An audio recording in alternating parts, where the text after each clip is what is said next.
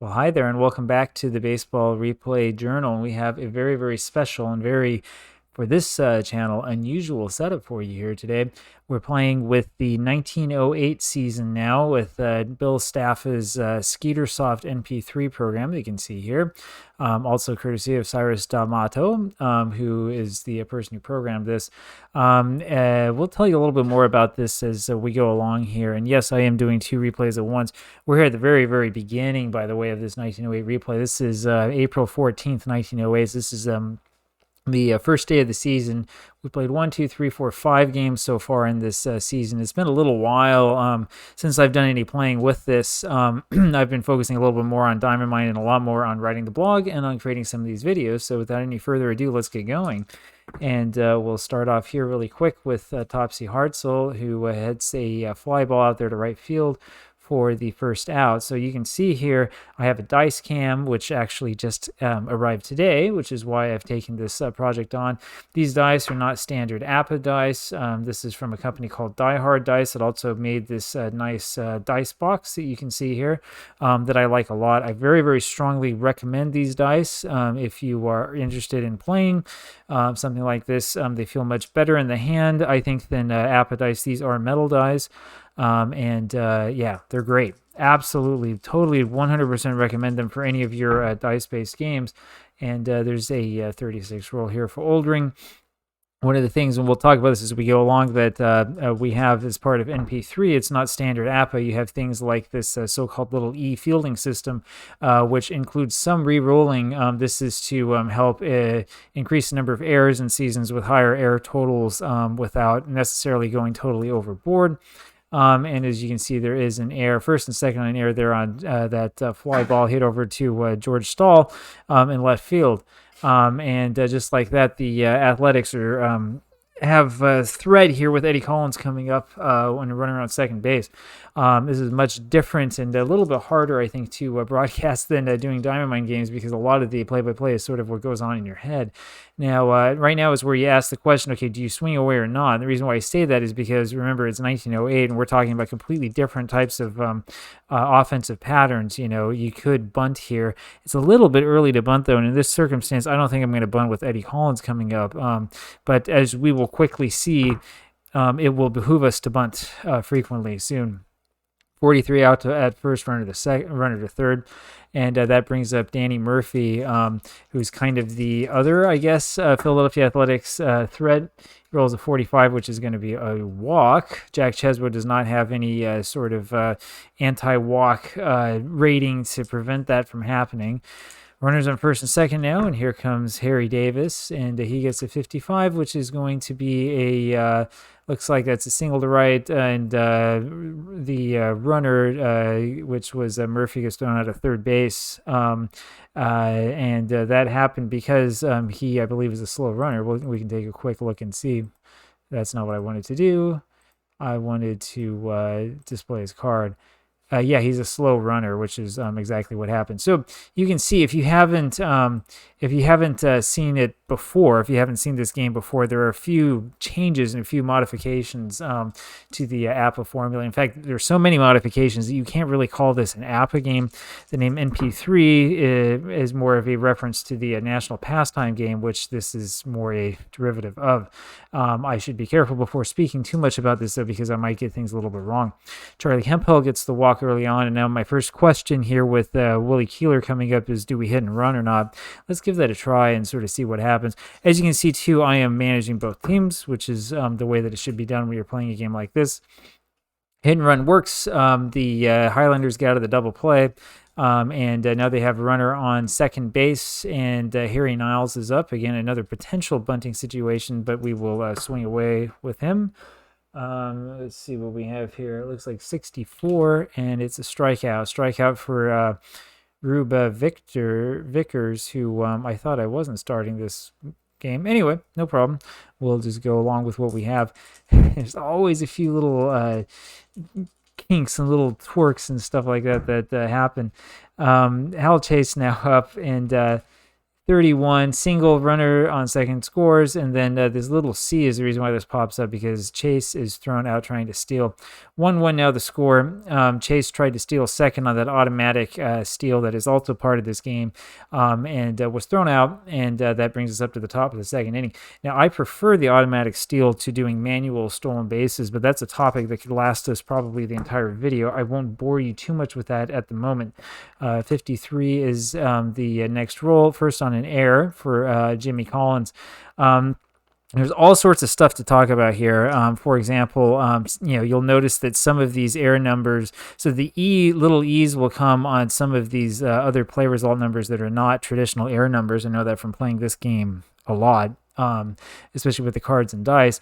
There are also error numbers here, like on 53, and I know from participating on the forums that a lot of those error numbers are deliberately put up the way that they are. In other words, there's a reason why there's no error re-randomization system in this game, which is something that may be somewhat controversial for some APBA players. There was a little fielder's choice ground ball hit by Nichols, who is now the runner at first base with one out, and Mike Powers comes up. And this is where you can see why bunting is kind of an option. I'm not going to do it here because it doesn't make that much sense with Vickers coming up. But when you look at Mike Powers, just look at his card, you can tell that the chances of him doing anything positive are rather slim. And there you have it. He has a fly ball to right field, and the runner holds. And here comes Rube Vickers. And you can tell he's a pitcher just by looking at the card, and he strikes out. Bottom of the second inning now for the Highlanders. And here we go. We get a little bit more of a flow as Jake Stahl, his little ground ball to the pitcher, and there's one away. Jake Stahl, Neil Ball comes up next, and that's a 15. Let me make sure I got that right. I did. And here is the Classic 11, which goes back to the original National Pastime game, which is the base hit and then the automatic steal of second base. Again, some people don't like it. Some people think that it kind of throws away realism because you're forced to do it, right? I personally think that it's better. It helps the game designer better adjust for or better make sure that the right number of stolen bases come into play. And the way that NP3 in particular is created, we know that we'll have the right number of caught stealings, which is something that we absolutely need for realism. That's something that I cannot stress enough. It's a problem if you don't have it. We're going to bunt with Conroy for obvious reasons.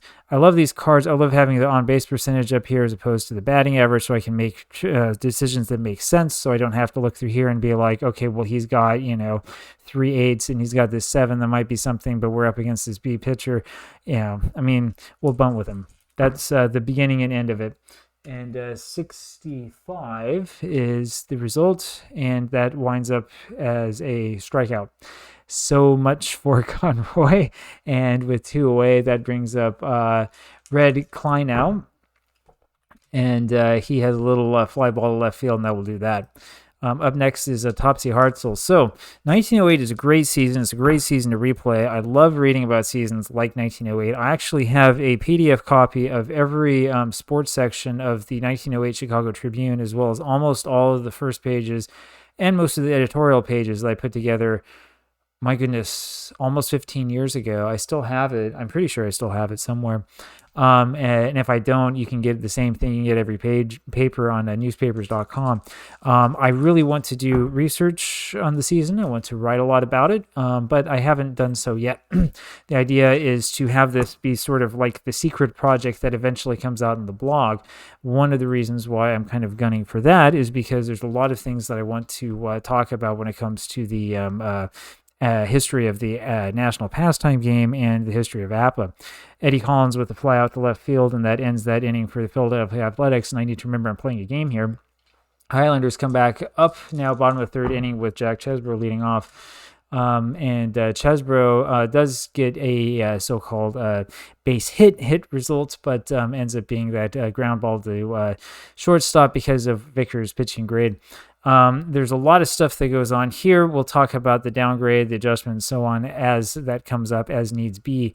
The rules behind national pastime are not really that complex, but they are complex enough so that it's better for us to have this as a computerized game than to try to just play with the cards and dice. That would be a nightmare if I was trying to play this with the cards and dice and explain everything to you, because there's a lot that's going on. Hempo comes up, a little ground ball to short, and that'll do that for him. 2 outs now for Wee Willie Keeler, and he strikes out. And so now we go to the top of the 4th inning, and you can see already the 1908 is a little bit different than 1949. Up is Danny Murphy with a little ground ball at third base. There's one gone, and now Harry Davis. Davis gets that 35, normally the pop up to the catcher, but we have that little E fielding system that's triggered again, rolls a 24, and so it will be, sorry, not to the catchers, to the third baseman now. I still think sort of, in APBA world, APBA mind, because I grew up playing it. We'll talk about all of that as time goes on. Jimmy Collins is now up next, and we go fishing for double columns, and he winds up with a single out of it. So that means that the Athletics now have 2 outs, runner on first base, and there's not too much you can do here. So there's a little ground ball to second base, and that does it for Nichols, and that does it for the Athletics. Now we go to the bottom of the 4th. As you can see, as you go along and you play this game, you can really, really start to get some pace. Harry Niles with a base hit to center field, and the Highlanders have something going on here. Up comes Hal Chase, the infamous Hal Chase, the sort of player who, when you write his name down on the score sheet, it's like the you start hearing, rumblings from afar, and, the fiery gates of hell start to open up to mark the return of Hal Chase to the world. Hal Chase was a very, very interesting person to read about, and will be surely the subject of so many blog posts in the future. And Chase gets a little ground ball to second base, and Niles moves up a bag. So as you can see, the play result that's displayed here is what was listed as play result 8. We know this if you're an old APBA player. This looks really familiar to you. A lot of these things have sort of stayed the same, but the actual play result is number 26, which is not shown here in the boards. It's just a ground ball to second base. Not much to see here. There is a learning curve if you are playing this game. If you were going to play Skeetersoft, as Stahl has a potential fly ball to left field, but we'll see what happens with the air rule. It's going to be a fly ball to left field, nothing going. If you were going to play this game as an electronic game without having ever played the board game, you would be very confused. And not just because of sort of like the presentation here, because there's a lot, but rather because there's a lot that's going on behind the scenes as Neil Ball strikes out, and we go to the top of the 5th, still nothing going. There's a lot that's going on behind the scenes, and there's a lot of interesting stuff that the board game is doing that you just don't see and you're not fully aware of unless you have played it before. So we roll again to 12, and then we have another one of these rolls, nothing doing. It's a little ground ball to short, and one away, and up comes Rube Vickers again. And Vickers rolls again to 33, and this happens one more time, and he is going to end up with the air. So the play result is changed to the play result listed on 53. Again, the 53, the number that Bill has listed here, is done deliberately for a variety of reasons involving fielding, stuff that I don't think is necessarily above our heads, but I don't have all the answers for you right now. I won't do too much speculating. Anyway, it's a error on the first baseman. Vickers winds up on first base, and this gets me thinking again. So with the S runner, I'm probably not going to run the hit and run, and I'm almost certainly not going to bunt in this case, although we can take a quick look at Oldring's card and ask ourselves what the optimal thing would be. I'm just going to swing away, I think, with Hartzell and see what happens. And it turns out to be the right decision. Hartzell gets a single to right center field, moves Vickers up 1 peg on the board, and now Oldring is up, and I'm wondering if we shouldn't bunt here. I think that is what we're going to do and try to bring up Eddie Collins. And the bunt is successful, third to second, as the Highlanders have their rotation, and this brings up Eddie Collins in a potential run-scoring situation. One thing I did want to say, so yesterday in my blog post, I wrote a little bit about bunting, using Baseball Reference to try to figure out how many times teams bunted and who bunted. And it was actually quite interesting. I didn't talk a lot about 1908. One of the tricks you run into with Dead Ball era seasons in games like NP3 is that sometimes you have to bunt like twice as often as you normally would, because ever so often a bunt winds up in a strikeout like we saw before without any sort of sacrifice, or it ends up being a base hit or something like that. And you have to adjust for that to make sure that you're getting enough bunting, as complicated as it may seem. 41 is the roll. That's a little ground ball to short, and New York gets out of it. And up comes Wid Conroy. We saw that as wild for some strange reason. A little ground ball to short, and that's one away, and up comes Kleinau. These are players who I'm not as familiar with because I've spent a lot of time playing Diamond Mine with 49. Kleinau gets a little ground ball to second. That's two away, and up comes Jack Chesbro. And Chesbro gets the little E to pop up once again, and that's a 23 is the dice result. And so once again we have a error on the first baseman, and that is and now up comes Charlie Hemphill. I was going to say that's the first error actually on Philadelphia. Up comes Hemphill now with 2 out and runner on first, and he rolls a 66. That sort of lingered there in the box for a little while. And then the result of the roll ends up being a 6, 23, giving him a 6 for a double. And that makes the score 2-1 New York. Well, how about that? Willie Keeler is up next. We are not going to take Vickers out, of course, not after giving up only 2 runs. We'll keep him in there. Vickers rewards us with the strikeout, and we go to the top of the 6th inning. Strategy here is not entirely different from what it was in 1949, but it's different enough, and you can tell with the low amounts of base hits and everything that we have quite a bit of difference here. Danny Murphy now, who is a home run threat, gets the 35 roll, and now we have a possible double increase to home runs. This is one of the very, very rare times in which you potentially could have up to 2 more rolls to increase this into a home run. This is something that is also a source of endless confusion for those of us who would play the board game. I'm trying to remember when I played the board game years ago if I ever had that come up. But at any rate, Murphy ends up with a double. Home runs are not so prominent in 1908 if you weren't already aware. And I'm pausing here for a second to sort of think of what the strategy is with Davis. I think we swing away in this instance, even though it theoretically is a bunting instance. He rolls the ground ball to short and moves the runner up, which is what we wanted to happen. Murphy being a slow runner means that I'm not certain that I want to run a squeeze play with him. Man, him being a slow runner really kind of screws stuff up. And yeah, let's try this. So we will have the infield in naturally for New York, as we should. And let's see what happens if we bunt. Foul strike, and we'll try it one more time. So you have to remember to put it back on. 39, runner caught off third and run down, so that was probably the wrong decision to make. Now there's 2 away. Realistic, though, Murphy with the poor running ability was probably going to do something like that anyway. Collins winds up getting a single to left center. And so you can see here that Chesbro now, who I think started the game off as a B, is now a C, or I guess it would have told me that. Anyway, as time goes on, so his actual rating is a 9 with this Q rating. If you play the APBA Master game, you know what this is. This refers to his stamina. The way that NP3 works is that after a certain amount, he will be downgraded based on, I think, runs scored or something similar to that. I have to go back and look at the charts and refresh myself exactly on all of the rules. This, though, is one of the reasons why it's kind of nice to have this as a computer software package rather than trying to roll. Years ago, when I would play this game with cards and dice, I actually had 2 copies of the pitching chart up, one for starters and one for relievers, and would have them displayed in front of my face so that I could see what was happening and remind myself of all of the different permeations. As it stands now, Jimmy Collins is your runner at first base for the Athletics, and that's kind of a big thing. Maybe we really shouldn't have been trying to bunt that runner home from third base, because that would have been the tying run. And Nichols strikes out and makes us forget about everything, and on we go to the bottom of the sixth inning. Up is Harry Niles again, and we roll a quick 12, and on comes the little E system again.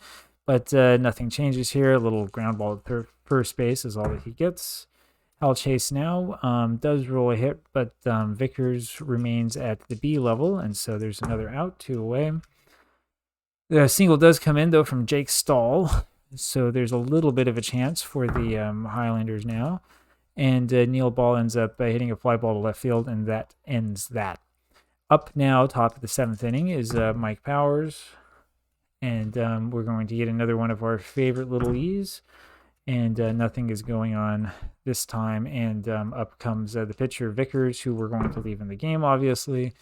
And we're going to have another one. I mistyped the dice roll in my excitement for rolling that 36. And it doesn't matter. The game was able to ignore my error. And there are 2 away now. And Hartzell hits a fly ball to right field, and that ends that. Bottom of the seventh inning now in a somewhat tense game. And Conroy gets a little pop fly to short, and there's 1 away. Klein now with the, whoops. Caught me that time, going a little bit too fast. Klein now with the little fly ball to right field, and there's 2 away, and up comes Chesbro. And there's a strikeout. Now, you will see here that we do have the ability to let the computer roll the dice as we go to the top of the 8th inning. We could do that if we wanted to, but I don't. One of the big reasons why I don't is because I tend to go too fast if I let the computer roll the dice. I'm not thinking about the game at all. I'm not thinking about the situation. Yeah, you can play a game in like 7 minutes if you want or less, but it's not the same. I mean, it turns into sort of like, being a machine, and it doesn't have the same feel to it. I really like holding the dice in my hand. I would hold the cards in my hand. I unfortunately have divested myself of my cardboard collection as the years have gone on and as we've moved from place to place and country to country. Apologies for the accidental swipe at the camera. Anyway, because of that, we're going full on virtual here as Eddie Collins gets a little error, or gets a board in a little error there by the third baseman Conroy, and that's the 4th error of the ball game on New York. And man, I tell you, with Hal Chase on the team, you never really know what's really going on. Does he have money on this game? What's happening? Opening day. We're gonna bunt with Murphy. Of course, the bunt is successful, but I look like an idiot because it would have been a base hit. So you lose one way or you lose the other way. Take your poison, man. 2 outs now. Runner on second base. Harry Davis up, down by 1. See if we can get any offense, and we can. Let's see what happens here. All right, it's going to be a double, which likely will score the runner. And now let's see what happens. Remains a 6, and the runner scores, and we have a tie ball game just like that. How about that? Up next is Jimmy Collins, again with 2 out. There's not much we can do strategy-wise other than watch the dice roll. He gets that 55, and that scores the runner, and Collins, again, is caught stealing on the next pitch, and that does it for the Athletics in the top of the 8th inning. And just like that, it's 3-2, and now New York has to go searching for answers here. So it says right here, and I think there was a pop-up that I just clicked through, Rube Vickers' grade is lowered. He is now a C, and this is, again, according to the chart. Well, we can go and look into the boards if we want, or the advanced pitching rules list where this comes from. We can look into it really deeply if you want. You can read through it if you want. You can pause here and get deep into it. I'm not going to spend too much time worrying about that right now. We're going to just go ahead and go forward with playing the game. It's a very, very interesting system, though, that Bill's staff developed a number of years ago. It works very, very well. It's just that if you're playing with cards and dice, it can be easy to forget what you're doing and to get a little bit lost. That was a walk there to Hemphill, and with Willie Keeler up, I'm going to do the obvious thing here. I'm going to bunt. and at least the 1908 obvious thing, and it doesn't work. Hemphill's thrown out at second. Keeler ends up being the runner on first, and with the Harry Niles of, I mean, this number 3, number 4 hitter is the ones you want to swing away with.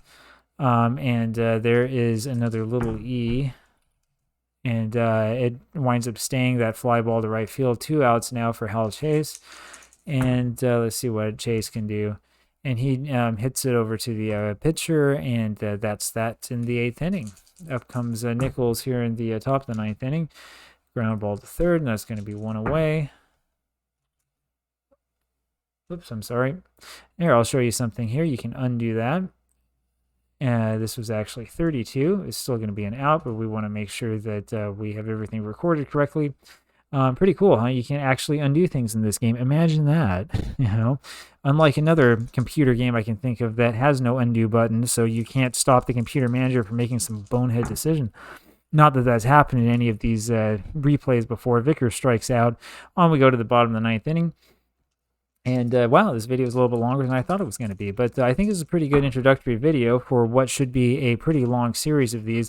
I really enjoy this game as Stahl hits a ground ball to third base for the first out. I really like this, and I want to play this game more often, so we're going to play it more often. Neil Ball, second man up, and he walks to make this very, very interesting. And now what do we do? I mean, we can look here for a potential pinch hitter. I'm sorry, we want to hit display card. Probably put in Elberfeld, I'm thinking. Now, a cool thing about 1908 is that you can also look into your pitchers, because in real life, in this era, pitchers also pinch hit. People don't realize that, and they don't talk about it a lot, but like Al Orth probably would actually be your ideal pinch hitter. In fact, let's put him in. People don't talk about that a lot when they talk about baseball in the dead ball era. I was doing research on lineups and transactions from 1900 and 1901. I was looking at box scores. This is years ago, before they were on Baseball Reference. And I noticed that frequently you were seeing pitchers come in to pinch hit for other pitchers. It's not something that happened like maybe once in a blue moon. It's actually pretty frequent if you go back to 1901.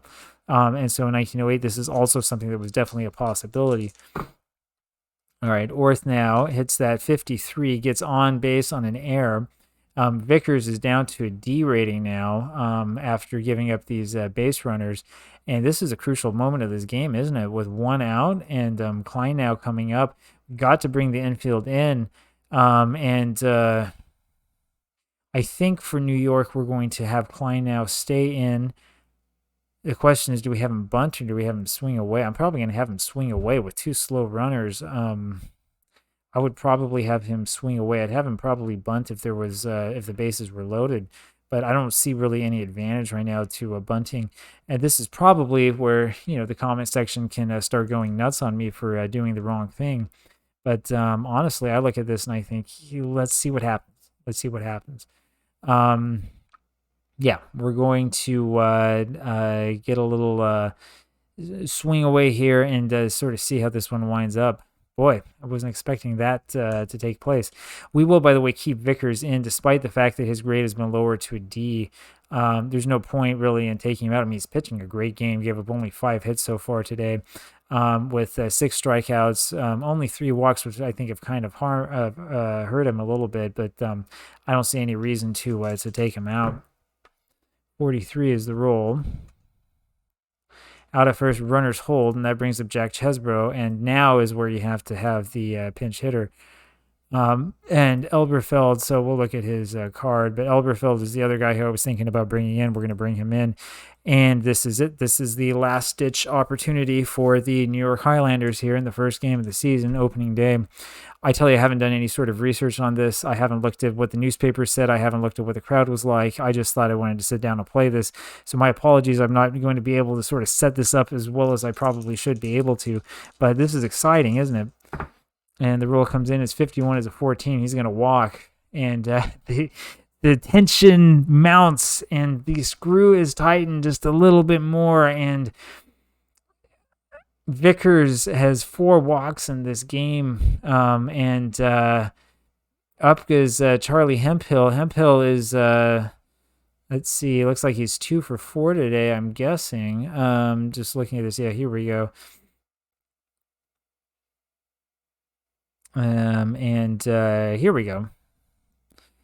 I'm just looking through this and trying to see. He's had 4 plate appearances today. That's what's going on. He's 1 for 2 today with 2 walks. That's what's happening here. That explains here some of these numbers and some of these things. You can tell I haven't played as much with MP3 as I really should. All right, and our video is close to half-hour long, which is kind of, I guess, the magic mark here. 45 is a 14, and Vickers just walked in the tying run. And we're going to take him out because that's ridiculous. All right, we're going to go take a quick look and see who we have to choose from.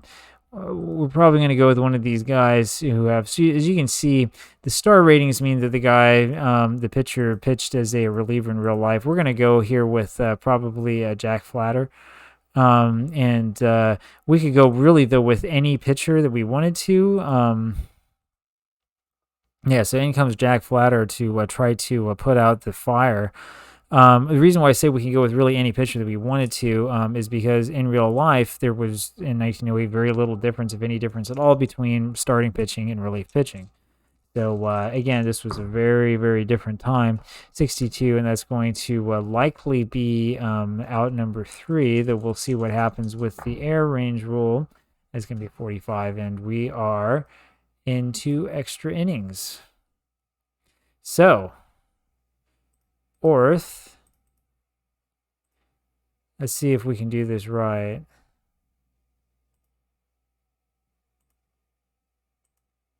Change position only. Change him to be the pitcher.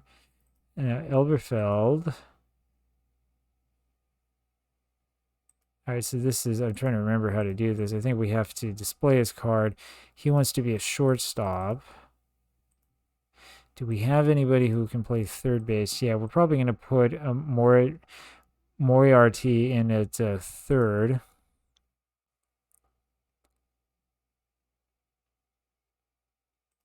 Let me just make sure that I'm going to make sure that I can, I've got the right guy selected. Yeah, we're going to put Moriarty in, change player. We want him to be at third. There we go. All right, here we go. Now, I haven't done my homework, as I've said. I don't know how many times in real life in 1908 you would see that sort of odd substitution. So we'll see what happens, and we'll see what comes of all of this. There's a little ground ball to shortstop, start up the top of the 10th. And now we have another one of our favorite little E's, and that's a fly out to left field. That's 2 away, and up comes Eddie Collins. And Collins with the base hit off of Al Orth. And now it's Danny Murphy. And Murphy grounds out to third base. And on we go to the bottom of the 10th inning. Boy, this could go on for a little while, just so you know. Little fly ball to right field for Murphy, and that brings up Chase with 1 away. And he hits a fly ball to left, and that's 2 away. And up comes Stahl. Sorry for that. I have to look and see what I just rolled. Stahl strikes out, and now we go to the top of the 11th inning. Apologies for the dice cam shaking and all the movement and all of this stuff. Davis strikes out, and some of this is due to me not being entirely used to sort of this system.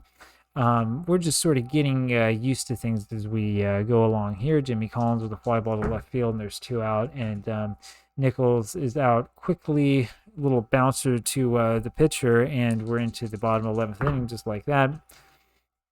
There's a ground ball to short, 1 away. We're going to keep Al Orth in. No need to take him out, and of course there's no need to take him out because he just got a base hit.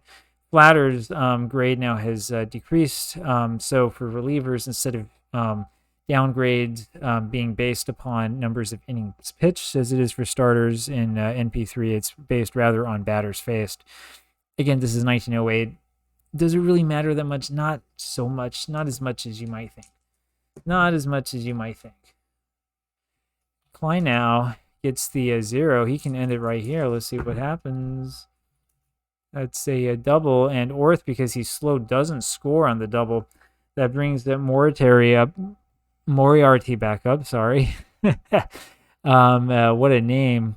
And we have the same situation that we just had come back up again. Runners on second and third, one out. And the question is, do we bunch or do we swing away? And again, I'm thinking, as good as it would be to bunt, maybe we should swing away, but maybe we should bunt. Let's see what happens. Let's do something different here. We're going to bunt, and we're going to see what happens. There's the 18. That means an error on the catcher as the catcher Powers fumbles the bunt. That is the second error of the game on the Athletics, and the New York Highlanders win. And that was a very, very entertaining game. Oh my goodness, that was a lot of fun. A lot more fun than I thought it was going to be. Well, if you enjoyed that, as always, please hit the like button. Subscribe to see more daily baseball replay content, including a lot more of these NP3 games. As you can see, it's tons of fun. It's, an absolute blast. If you haven't played this game, if you're an APBA fan, or if you're just curious or whatever, stick around here. I'll show you more about it. We'll talk a lot more about it in the history and everything as we go on. So subscribe for more, and you'll be able to see more. Leave me a comment below. Let me know what you thought about the video. Talk to you tomorrow. Bye.